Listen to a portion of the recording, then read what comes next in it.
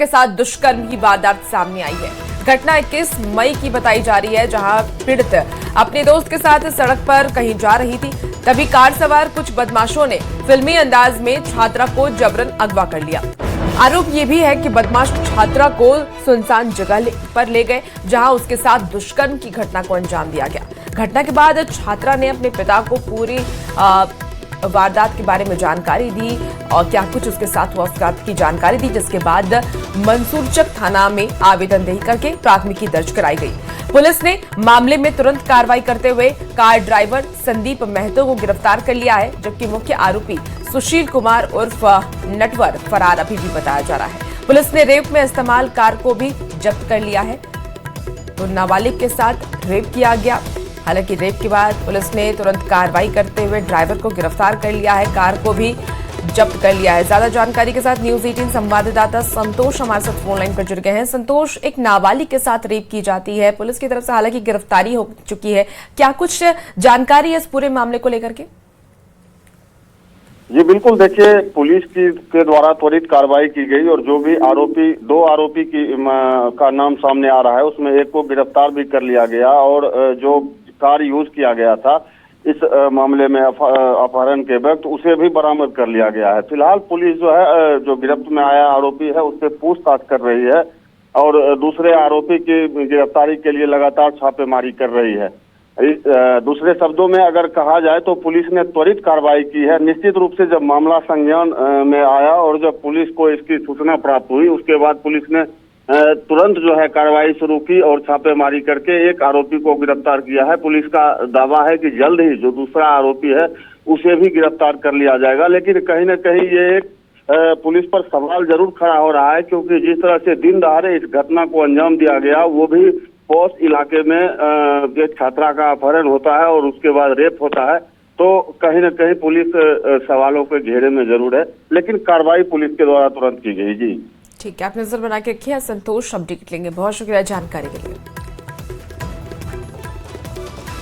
बाढ़ में कल गंगा नदी में छोटी नाव हादसे में अब तक 4 लोगों के शव निकाल लिए गए हैं, जबकि 3 की अब भी तलाश जारी है। दियारा में खेती के लिए लोग गंगा पार समस्तीपुर में मोहिउद्दीन नगर के सुल्तानपुर के पास जा रहे थे, तभी गंगा नदी में उनकी नाव पलट गई, जिसमें कई लोग डूब गए।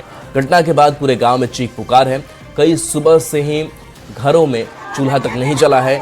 ग्रामीणों की माने तो दियारा में खेती के लिए हर दिन गांव से 100-150 लोग इसी तरह नाव से उस पार जाते हैं, लेकिन गुरुवार को एक हादसे में कई परिवार तबाह हो गया। कहा जा रहा है कि नाव पर ज्यादा से ज्यादा लोग बैठे थे और तेज हवा के कारण नाव पलटी। मृतक के परिवार वालों को 4-4 लाख रुपए का मुआवजा दिया गया है। मरने वालों में पिता पुत्र श्रवण महतो और काशी महतो के साथ ही कंचन कुमार और नीलम देवी शामिल हैं। ऊपर लोग हो गए, नहीं से जाए, उनने से बोझ के डूबते तो बचिए। तो नाव गांव वाले का था कि फिर वहाँ नाव अपना गाँव में वाला सब किसाने हमसे रखे हुए। हाँ, अपना अपना। आज एक ही नाव पर सब चले गए? नहीं, सब नाव पर अलग अलग जाता है। ऊपर कहीं ज्यादा लहर हुआ ना, वो डूब गया। हाँ, सब पूरे गांव के मोहल्ला हमारा सब सन्नाटा हो गया। आज बच्चा उतर कोई खाना भी नहीं खाया? कुछ नहीं खाना खाया, कुछ नहीं। मोहल्ला में चूल्हा नहीं जुट रहा है। खाना कहाँ से? बाल बच्चा घर के घर जा रहा है। मेरे घर के परिवार 5 गए हैं, 5 व्यक्ति एक घर के हो गया। अरे मांग है सरकार से की करेगा? जो पर्वो कर रहे हैं, जो हमारे चल गया तो चल गया, वो 2 लाख 4 लाख रुपया देगा तो हमारा परिवार तो नहीं आवेगा, तो वही सहायता है और कुछ नहीं है। खड़े हैं बाढ़ थाना के नवादा पंचायत के बिंटोली में, जहां नाव डूबने की हादसा में 7 लोगों की मौत की खबर आ रही है। 4 का शव बरामद हो गया, 3 की तलाश जारी है। अनुमंडल प्रशासन की तरफ से इन लोगों को, जिनके घर में मृतक है, 4-4 लाख का मुआवजा दिया गया। 3 परिवार को 4-4 लाख का मुआवजा दिया गया। गांव की स्थिति ऐसा है कि हर घर में मातम पसरा हुआ है और किसी के घर में आज भोजन नहीं बना है। लोग इतने मातम में पसरे हुए हैं कि आखिर नवादा पंचायत के इस बिंटोली गांव में एक ही दिन 7 लोगों की ये दुखद भरी घटना कैसे हो गई। ग्रामीणों ने बताया कि हर दिन करीब 100 के संख्या में लोग जो है वो समस्तीपुर इलाके में अपना खेती करने जो है जाते हैं, और आज भी करीब उतना ही की संख्या में लोग गए। लेकिन हादसा सिर्फ एक डेंगी के नाव पर हुआ, जिसमें 14 के लोग सवार थे। 7 को बचाया गया और 4 की शव बरामद हुई, जिसमें एक पिता पुत्र भी हैं और 3 की तलाश जारी है। एसडीएम गरिमा लोहिया ने बताया कि 3 परिवार को 4-4 लाख रुपए का मुआवजा दिया गया, बाकी लोगों को जल्द दे दी जाएगी और तलाश लगातार जारी है। अनिरुद्ध, न्यूज़ 18 बाढ़। देखिए, सरायकेला खरसावा के वात्सल्य बालिका गृह से फरार 2 नाबालिग का अभी तक कोई सुराग नहीं मिल सका है। 48 घंटे बीतने के बाद भी पुलिस के हाथ अभी भी खाली है। बालिका गृह में सुरक्षा के इंतजाम पर अब गंभीर सवाल भी उठ रहे हैं। साथ ही दोषी कर्मियों और अधिकारियों पर कड़ी कार्रवाई की मांग की जा रही है। ये पूरी खबर आपको इस रिपोर्ट के जरिए दिखाते हैं। बालिका गृह से 2 नाबालिग फरार, 48 घंटे बाद भी नहीं मिला सुराग। मचा हड़कंप, अलर्ट हुई पुलिस। छापेमारी जारी, नहीं मिला सुराग। सुरक्षा पर सवाल, कार्रवाई की मांग।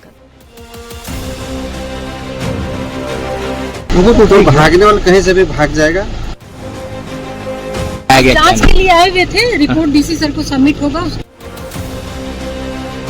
सरायकेला खरसावा में गम्हरिया का वात्सल्य बालिका गृह गेट बंद और पसरा सन्नाटा इस बात की गवाही दे रहा है कि यहाँ सब कुछ नॉर्मल तो नहीं है। दरअसल बालिका गृह से 2 नाबालिग लड़की फरार हो गई। 48 घंटे बीतने के बाद भी ना तो उनकी कोई खोज खबर ही मिली और ना ही कोई सुराग। मंगलवार की देर रात फरार होने के बाद जिला प्रशासन, पुलिस और बाल कल्याण समिति में हड़कंप है।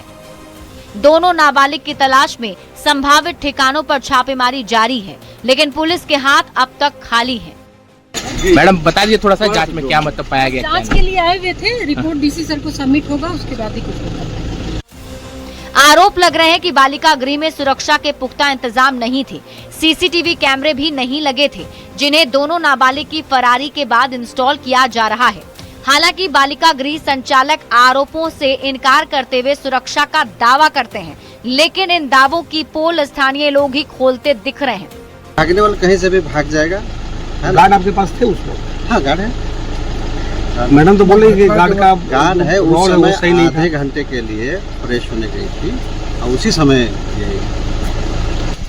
तो अभी आए थे तो गेट में इन करने नहीं दिया जा रहा हम लोग को, सुरक्षा का माध्यम से जो भी हो। अभी आए तो देख रहे हैं कि अभी सीसीटीवी लग रहा है और गार्ड का भी आज गार्ड देख रहे हैं कि आज पहला दिन है जो गार्ड यहाँ पर उपस्थित हुआ। इस वात्सल्य बालिका गृह का उद्घाटन 15 अप्रैल को डीसी ने किया था, लेकिन करीब 1.5 महीने बाद ही ऐसी घटना ने प्रशासनिक निगरानी और सुरक्षा प्रबंधन पर गंभीर सवाल उठाए हैं। बालिका गृह जैसी संवेदनशील जगह से नाबालिगों का फरार हो जाना बेहद गंभीर मामला है। लोगों ने पूरे मामले की निष्पक्ष जांच कर जिम्मेदार अधिकारियों पर कार्रवाई की मांग की। फिलहाल सबसे बड़ा सवाल यही बना हुआ है कि आखिर दोनों बच्चियां कहां गईं और सुरक्षा व्यवस्था में इतनी बड़ी चूक कैसे हुई। न्यूज़ 18 के लिए सरायकेला से आशीष तिवारी की रिपोर्ट। रांची में 20 दिन से लापता अदिति का कोई सुराग नहीं मिल सका है। अदिति के परिजनों से जेल के विधायक जयराम महतो ने मुलाकात की और 2 दिन में अदिति का सुराग नहीं मिलने पर चक्का जाम करने और सड़क पर उतरने की चेतावनी दी। जयराम महतो ने कहा कि बहुत अफसोस की बात है कि 20 दिन से लापता बच्ची का अभी तक कोई सुराग नहीं मिला है। उन्होंने कहा कि रांची एसएसपी से उनकी बात हुई है। उन्होंने आश्वासन दिया है कि 2-3 दिनों के अंदर बच्ची को खोज लिया जाएगा।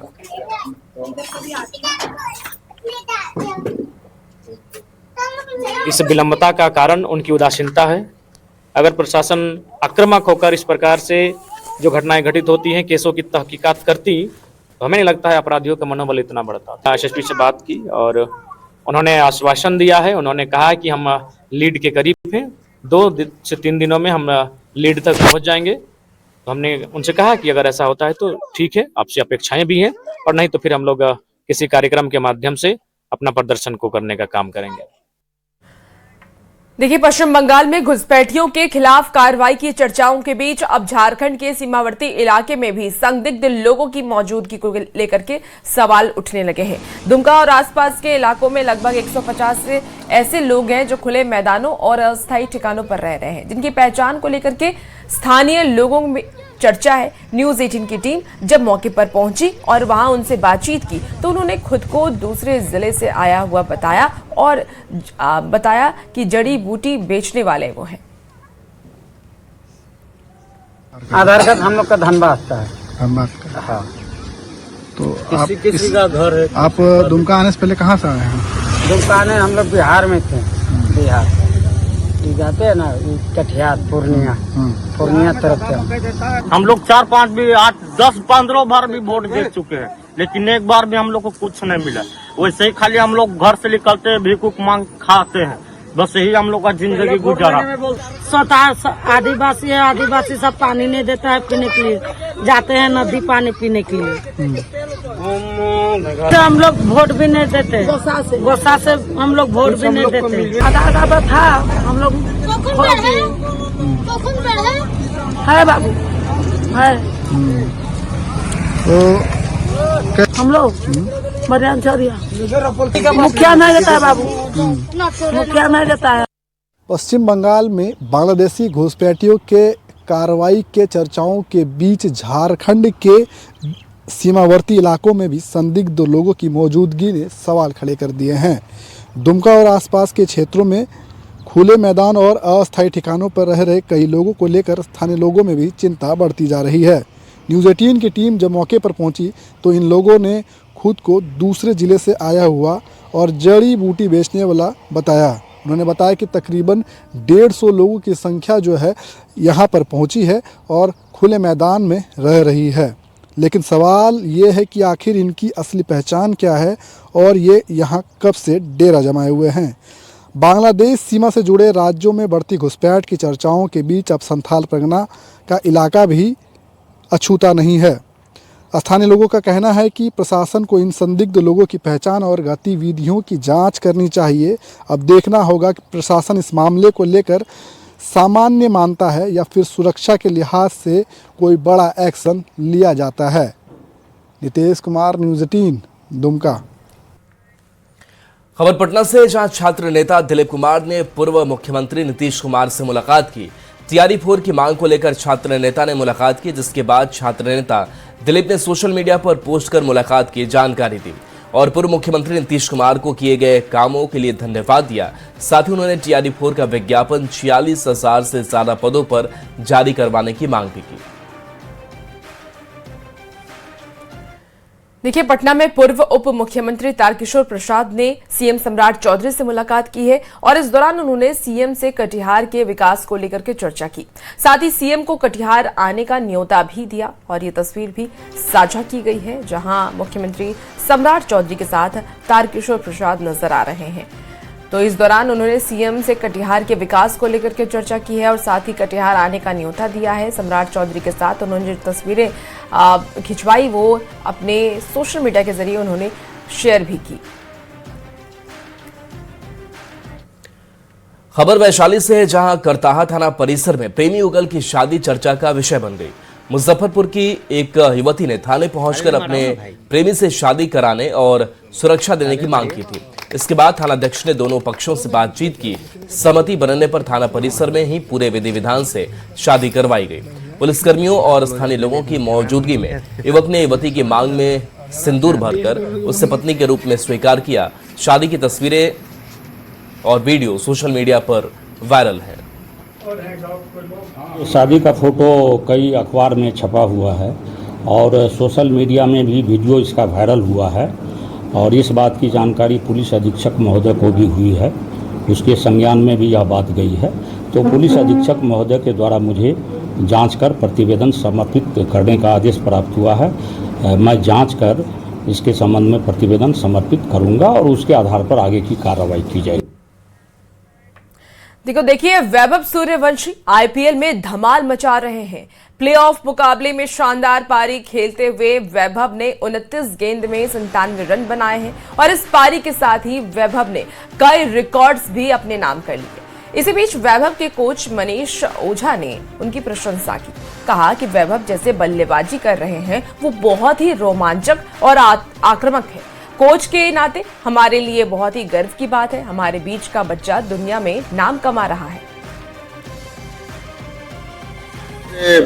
इस आईपीएल में बल्लेबाजी कर रहे हैं वो बहुत ही रोमांचक और आक्रामक बल्लेबाजी कर रहे हैं इस बार। और अब देखेंगे कि खास करके पिछले मैच में जैसा उन्होंने प्रदर्शन किया वो ऐसे इनिंग्स पूरे आईपीएल के इतिहास से बहुत कम बार खेले गए हैं, जहाँ पे इतने बड़े बड़े नामी गिरामी नेशनल और इंटरनेशनल प्लेयर्स खेलते हैं। उनके बीच 14 साल का ये बच्चा वो करिश्मा कर रहा है जो सभी देख के अचंभित हो जा रहे हैं, और इतने बड़े बड़े स्ट्रोक्स मार रहा है, चाहे जो भी बॉलर रहे हो। वो तो एज ए कोच हम लोग भी देखते हैं तो like it's very proud moment for us.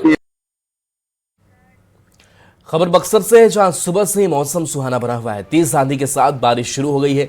लोग गर्मी से राहत महसूस कर रहे हैं। पिछले एक हफ्ते से जिले में 40 डिग्री के ऊपर टेम्परेचर था, जिससे लोग काफी परेशान थे, लेकिन आज लोग गर्मी से राहत महसूस कर रहे हैं। लोगों को गर्मी से राहत मिली है। आज सुबह से मौसम ने करवट ली है और बक्सर का जो नजारा है वो सुबह में काफी तेज आंधी के साथ बारिश शुरू हुई है। लोगों को गर्मी से राहत मिली है। सुबह में जैसे ही धूप निकलना शुरू हुआ, तेज आंधी के साथ बारिश शुरू हुई है और लोगों को सुबह में शाम के जैसा नजारा देखने को मिला है। लोग निकले थे अपने अपने कामों के लिए, लेकिन सड़कें पूरी तरह से वीरान हो गई हैं और तेज हवा के साथ बारिश शुरू हुई है। कहीं ना कहीं लोगों को गर्मी से काफी राहत मिली है, क्योंकि पिछले एक हफ्ते से बक्सर में जिस तरह से गर्मी का तापमान था, लोग गर्मी से काफी बेहद परेशान थे। जिला प्रशासन ने भी गाइडलाइन जारी किया था कि लोग गर्मी से बचे। हीट वेव के कारण लोग 11 बजे के बाद घरों से न निकलें, बहुत जरूरत हो तभी लोग निकलें। लेकिन आज जिस तरह से मौसम सुहावना हुआ है, लोगों ने गर्मी से राहत महसूस किया है और काफी अच्छा मौसम यहाँ बक्सर में हुआ है। उस पर आज न्यूज़ 18 बक्सर। तो देखिए, सिवान में भी मौसम का मिजाज अब बदला है। पिछले एक हफ्ते से लोग भीषण गर्मी और चिलचिलाती धूप से परेशान हैं। जिले में तापमान 40 डिग्री के आसपास पहुंचा हुआ है, लेकिन आज सुबह अचानक से मौसम का मिजाज बदल गया। काले बादल छाए हुए हैं और ठंडी हवाएं भी चल रही हैं। कई जगहों पर रिमझिम बारिश भी हो रही है, जिससे कि मौसम सुहाना हो गया है। लोग भीषण गर्मी से परेशान थे। टेम्परेचर 40 के आसपास था। ऐसे में आज सिवान में मौसम का मिजाज बदला। आसमान में काले काले बादल के साथ ठंडी ठंडी हवा चल रही है। यह तस्वीर ठीक मेरे पीछे आप देख सकते हैं, जहां तेज हवा के साथ आसमान में काले काले बादल है, वही ठंडी ठंडी हवा चल रही है। सिवान जिले के कई प्रखंड में हल्का बूंदाबांदी भी हो रही है। अगर विगत एक सप्ताह की बात की जाए तो सिवान में उमस भरी गर्मी से लोग परेशान थे। लोगों को आने जाने परेशानी का सामना करना पड़ता था। ऐसे में आज मौसम का मिजाज बदला। आसमान में काले काले बादल के साथ ठंडी ठंडी हवा चल रही है, लिहाजा सिवान के लोगों को उमस भरी गर्मी से आज राहत मिली है। ठीक मेरे पीछे आप देख सकते हैं, पेड़ की टहनियां हिल रही है, वहीं आसमान में काले काले बादल है। तो सिवान में कई प्रखंडों में हल्की बूंदाबांदी हो रही है। सिवान के लोगों को उमस भरी गर्मी से आज राहत मिली है, तो वहीं आज मौसम का मिजाज बदल गया है। रिमझिम बारिश के साथ ठंडी ठंडी हवा चल रही है। मृत्युंजय सिंह, न्यूज़ 18 सिवान। नौतपा के दौरान भीषण गर्मी झेल रहे छपरा के लोगों को मौसम ने आज थोड़ी राहत दी है। सुबह से ही बादल छाए हुए हैं और तेज हवाएं भी चल रही हैं, जिसके कारण मौसम सुहाना हुआ है। पिछले 10 दिनों से यहां भीषण गर्मी का प्रकोप जारी था, जिसे देखते हुए डीएम ने एक बार फिर से स्कूल बंद करने के निर्देश दिए थे।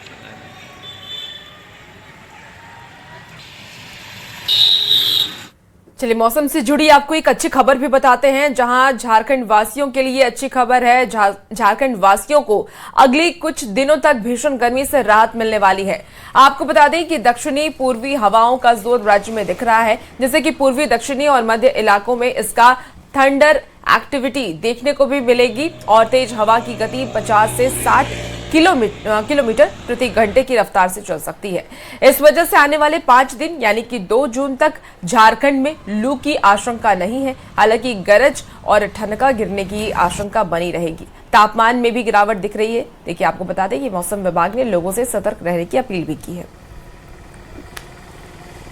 अगले 5 दिन में झारखंड में कहीं पे भी उष्णलहर हीट वेव चलने की संभावना नहीं है और ये मौसमी गतिविधि है, इसमें थोड़ा सा तेजी आएगी और ये अभी अगले 4-5 दिनों तक में गर्जन वज्रपात का जो दौर है, तेज हवा आंधी का दौर है, वो आपको देखने को मिलेगा। उस दौरान जब गर्जन वज्रपात और तेज हवा आंधी चल रही है, उस दौरान लोग सतर्क रहें, ऊंचाई वाले स्थान पर जाने से बचें, इलेक्ट्रिक पोल के नीचे रहने से आप बच सकते हैं और तेज आंधी में आप सुरक्षित स्थान पर शरण ले सकते हैं। तो थंडरस्टॉर्म लाइटनिंग से आप सचेत रहें, उससे सावधान रहें।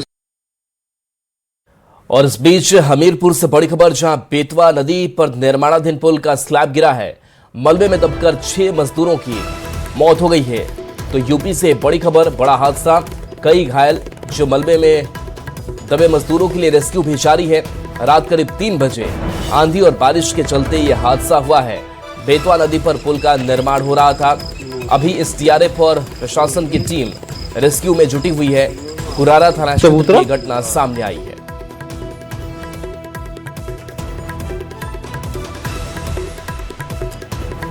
तो धनबाद से एक बेहद चिंताजनक शोध सामने आया है। आईआईटी आईएसएम के वैज्ञानिकों ने खुलासा ये किया है कि पिछले 50 वर्षों में गंगा नदी तंत्र से जुड़ी करीब 18 लाख प्राकृतिक जलधाराएं गायब हो चुकी हैं। यानी कि हर दिन औसतन 99 जलधाराएं खत्म हो रही हैं। धनबाद आईआईटी आईएसएम के पर्यावरण विज्ञान और इंजीनियरिंग विभाग के प्रोफेसर अंशुमाली और उनकी टीम ने इसका खुलासा किया है। शोध में झारखंड, पश्चिम बंगाल, मध्य प्रदेश और झारखंड की 7 छोटी नदियों और 56 वाटर शेड्स का अध्ययन किया गया, जो आगे चल करके गंगा नदी में मिलती। विशेषज्ञों का यह भी कहना है कि अंधाधुंध भूमि उपयोग, कृषि विस्तार, सड़क और बुनियादी ढांचे का निर्माण, कोयला और खनिज खनन के साथ अवैध रेत खनन इसकी प्रमुख वजहें हैं। विशेषज्ञों ने रिवर रेडर लिस्ट लागू किया है और इसमें नदियों की प्राकृतिक स्वरूप को बचाने के लिए भूमि अधिग्रहण और एक सेंटर ऑफ एक्सीलेंस स्थापित करने की मांग की है, जो कि जल धाराओं की लगातार निगरानी कर सके। निकल के आया है कि कैसे हम रिवर बेसिन को बचाना है, तो हमें उसके साथ इन तीनों फार्मूला को यूज करना पड़ेगा कि हमको वाटरशेड एरिया और रिवर बेसिन एरिया का जो एरिया है उसका 3 टाइम्स या उससे ज्यादा हम स्ट्रीम्स की संख्या रखें और उनकी लंबाई रखें। इसके चलते जो रेन वाटर हार्वेस्टिंग होगा प्राकृतिक तरीके से, वो पूरे वाटरशेड एरिया में या रिवर बेसिन में ये होगा। और इसका लॉन्ग टर्म इम्पैक्ट पड़ेगा किस पे? एक्विफर रिचार्ज पे। इसका लॉन्ग टर्म इम्पैक्ट पड़ेगा हमारे वाटर अवेलेबिलिटी पे, और इसका लॉन्ग टर्म इम्पैक्ट पड़ेगा हमारे एग्रीकल्चर प्रोडक्टिविटी पे, लाइवलीहुड पे। सबसे बड़ी बात है कि इसे लेकर अब तक सरकार के द्वारा भी कोई बड़ी योजना नहीं लाई गई है। नमामि गंगे योजना के तहत नदियों को बचाने की मुहिम चल रही है, लेकिन जो उद्गम स्थल है और वहां से जो धाराएं नदियों तक पहुंचती है, उससे बचाने का कोई योजना नहीं बना है। और इसे लेकर प्रोफेसर अंशुमाली ने बड़ी चिंता जताई है। उनका कहना है कि जिस तरीके से जमीन का अतिक्रमण किसी न किसी तरीके से हुआ है, और वही कारण है कि वो धाराएं विलुप्त हो चुकी है। अगर धनबाद की बात की जाए तो यहाँ बड़ी नदी बड़ाकर और दामोदर है, और 70% वह भी विलुप्त हो चुकी है। यानी पूरे देश के साथ धनबाद की स्थिति बहुत ही अच्छी नहीं है। अब ऐसे में अगर जल ही जीवन हम मानते हैं, तो सरकार और आमजन दोनों को ही सजग होना होगा, तभी हम इस पानी को बचा सकते हैं और आने वाले भविष्य को हम पानी को छोड़ सकते हैं। संजय गुप्ता, न्यूज 18 धनबाद। फिलहाल इस बुलेटिन में इतना ही। बने रहिए न्यूज 18 बिहार झारखंड के साथ।